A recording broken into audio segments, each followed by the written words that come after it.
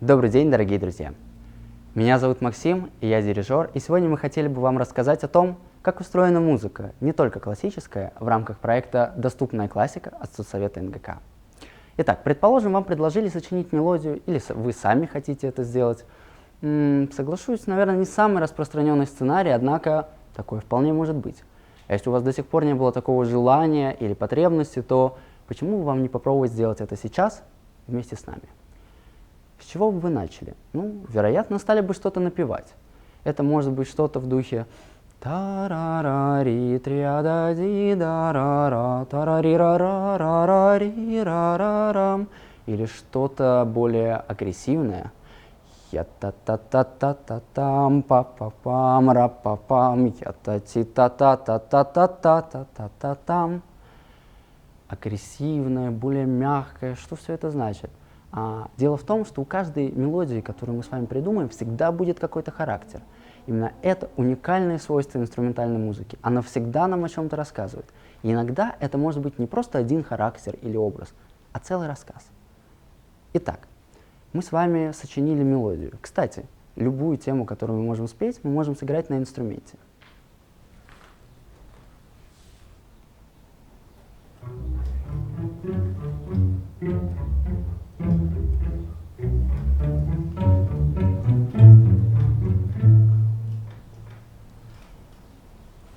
Хорошо, это мы сделали. А что нам делать дальше?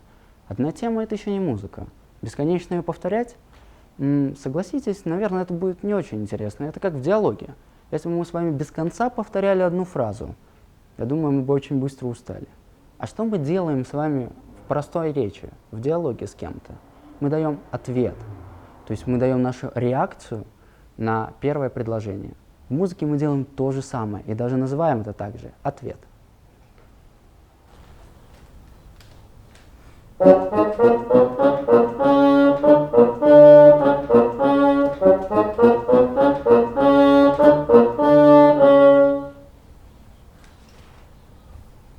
Хорошо, у нас с вами есть тема, есть ответ, а мы так и дальше с вами будем бесконечно писать музыку, дальше, оставляя ее одноголосной. Или есть возможность как-то ее углубить, расширить?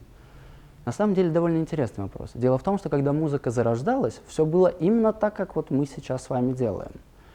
Все пели одну мелодию, даже большой хор всегда пел только одну мелодию. А потом кто-то подумал, а что мне мешает, пока все поют одну мелодию, спеть какую-то другую, которая бы как-то взаимодействовала с первой, она бы с ней контрастировала или дополняла, и все это расширяло бы образ. И такую мелодию стали называть контрапунктом. Соответственно, контрапункт — это мелодия, которая звучит одновременно вместе с нашей темой. Хорошо, а сколько таких контрапунктов может быть? На самом деле, тоже очень интересный вопрос. К примеру, когда вся эта история была актуальна, было это где-то лет 400 тому назад, люди точно так же, как мы с вами, спрашивали, а сколько? И, соответственно, каждый хотел узнать максимальный предел. До нас дошли легенды, что было произведение, в котором звучало одновременно более 100 тем, но ноты его до нас не сохранились. А сохранились ноты произведения, в котором есть 37 голосов. Если мы с вами его послушаем, то мы поймем, что мы ничего не понимаем. Для нас это звучит просто как какой-то шум. Это слишком много событий, которые происходят одновременно.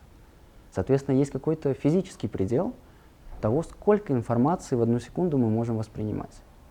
Итак, сколько же контрапунктов может быть, чтобы мы их все услышали и восприняли? На самом деле не так много. 5, 6, а скорее даже 1 или 2. И если бы все контрапункты мы стали размещать в том же регистре, что и тему, то мы бы не осознавали, что это какая-то отдельная тема. То есть, чтобы осознать, нам нужно было бы поставить контрапункт пониже, как в голосе, начать говорить низко. Или поставить выше его, выше, чем наша основная тема. Итак, если бы мы с вами поместили контрапункт в низкий регистр, то мы бы поняли, что он не может быть таким же подвижным, как наша тема. Он будет более громоздким, более весомым, но от этого не менее важным. Впоследствии такой контрапункт разобьется в бас.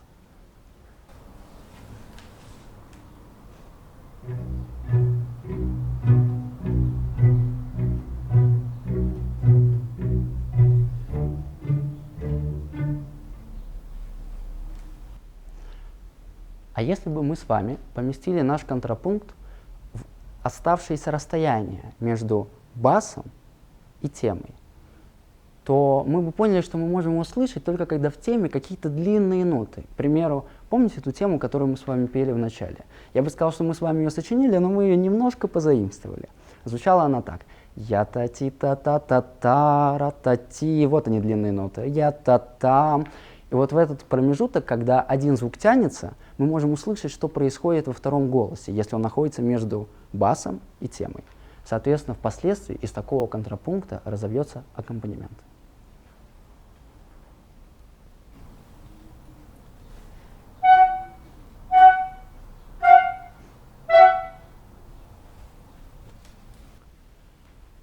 Хорошо, у нас с вами есть бас, аккомпанемент, темы. Сколько таких функций и контрапунктов может быть?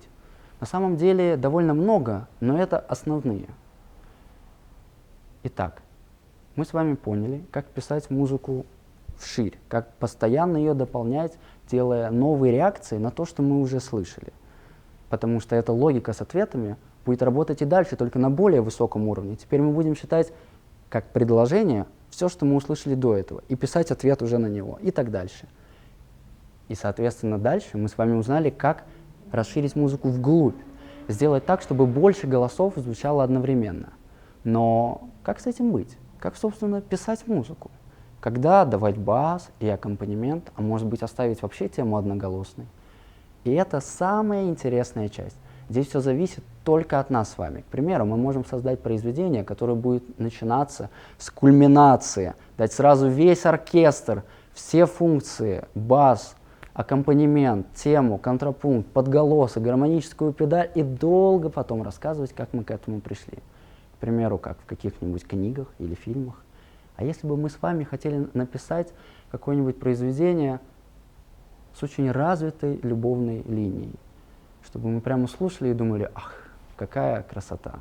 Тогда нам бы с вами требовалось написать очень красивую тему и красивый контрапункт к ней, но оставить меньшим вниманием бас и аккомпанемент. А если бы мы с вами хотели создать атмосферу, к примеру, туманный лес, свет просвечивает между стволов деревьев, тогда нам нужно было бы написать гармонию и оставить наше внимание на ней и, возможно, вообще остаться без темы. А сейчас я предложу вам послушать, как это сделал Эдвард Григ, написав стремительный триллер о бегстве Пер Гюнта после неудачной женитьбы из пещеры Горного Короля.